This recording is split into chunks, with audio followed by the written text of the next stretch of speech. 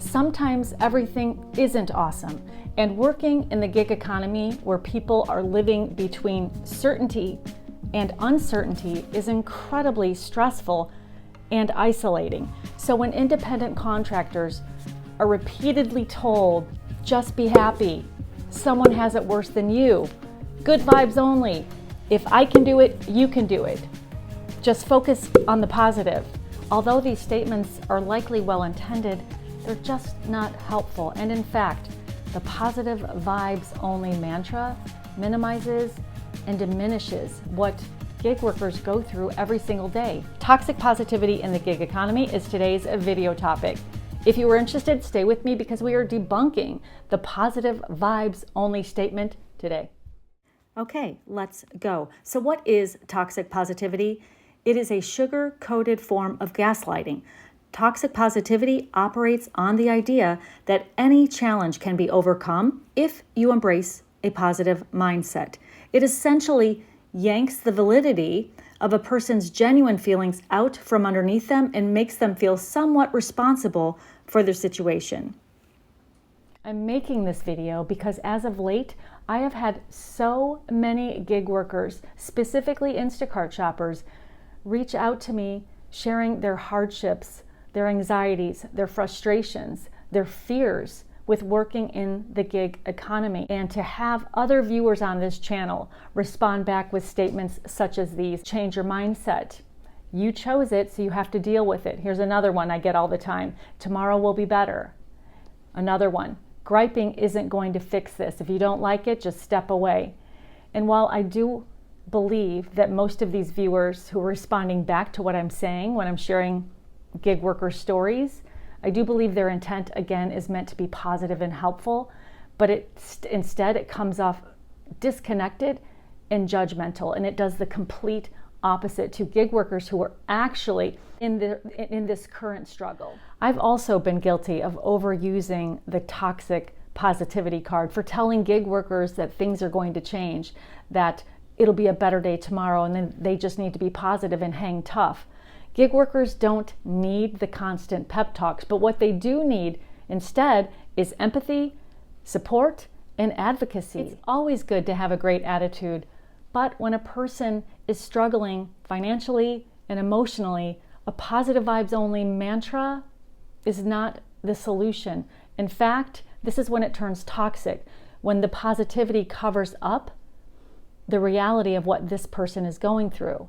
It makes this person's situation so much worse because they feel ashamed or embarrassed or less than because they don't have the same attitude of this other person that is telling them they just need to be positive. Yesterday, I started my day in Costco because I needed to make money and I wanted to give myself the best opportunity to see a batch.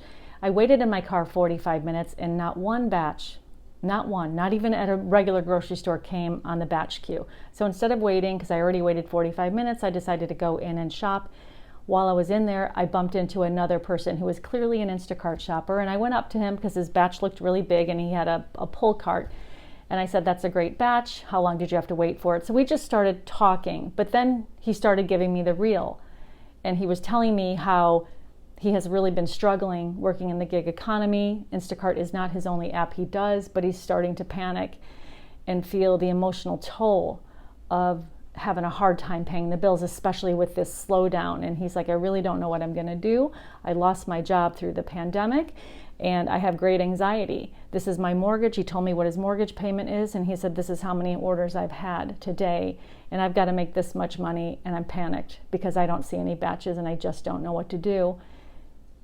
Maybe the old me would have said, "You know what, man, you just have to be positive." But I took a step back and I listened because he needed to be heard. And it is unbelievable, his anguish and what he goes through every day. I did invite this person to be on my channel next week, and I hope he takes me up on that because he has a lot of stories to tell, trust me. But just dismissing what he's going through, if I would have dismissed what he was going through, that wouldn't have helped him. Instead, I just stood there and I talked to him and I said, "How can I help you? What can we do on this channel to build more awareness to this? I know this is hard and I can't imagine what it's like not being able to pay your mortgage this month." So I really felt bad, and I just acknowledged his situation, and I think as gig workers, there are so many people in this same situation, and not everything can be rose-colored glasses and rainbows and butterflies and you've got this and don't worry because tomorrow it will be better. Because what if tomorrow isn't better? Just what if it isn't? Positivity alone is not going to pay your bills. Your market determines that. If there are no fish in the pond, you're not going to catch any fish. It's that simple. There are a lot of other YouTubers out there that are doing really well in their market, and they are showing their daily earnings of what they can earn. And I know it is so great that they are doing this, and we are all so happy for them. But please, when you see other people say, if I can do it, you can do it, it turns out you can only do it if your market will allow you to do it. It is that simple. Again, there is not anything that these people are doing differently except for living in a place that provides a better opportunity for them. So unless you are willing to move to a different location, you have to make what you have in your market work for you and not get caught up in what these other YouTubers are making, because it looks great. I know it looks great, but please don't get caught up in thinking if they can do it, you can do it. That's not helpful. What is helpful though is knowing that you are not alone in your struggle, and to not compare yourself to what other people are earning in their market. Positivity isn't looking at a dying market and telling ourselves it's going to pick up. Instead, positivity is saying, okay, my market is slow right now. Now I need to focus on what I need to do to change my current situation. The gig economy is such a brutal space to work in, and I'm not sugarcoating this, and you guys know it. These billion-dollar tech companies are greed-driven. There is zero regard for their independent contractors. And what's really sad is we, as independent contractors, have to rely on the generosity of customer tips in order to receive decent payouts. Not to mention the miles, the endless miles that we put on our vehicles, the wear and the tear, the insecurity of income, where we're making this one day and we might not make it the next day. In addition to customers who report fraud and these companies not backing up their independent contractors. This is the reality of working in the gig economy. This is not being negative. This is actually being realistic. We should all feel safe and encouraged to speak openly about our emotions. And we don't have to have a positive response to everything a person tells us. No one can think positively all the time. And telling someone to express only positive emotions can hinder their ability to communicate. That is toxic positivity. Thank you all so much for watching this video. Please let us know in the comments below your thoughts about toxic positivity and how this may or may not relate to you.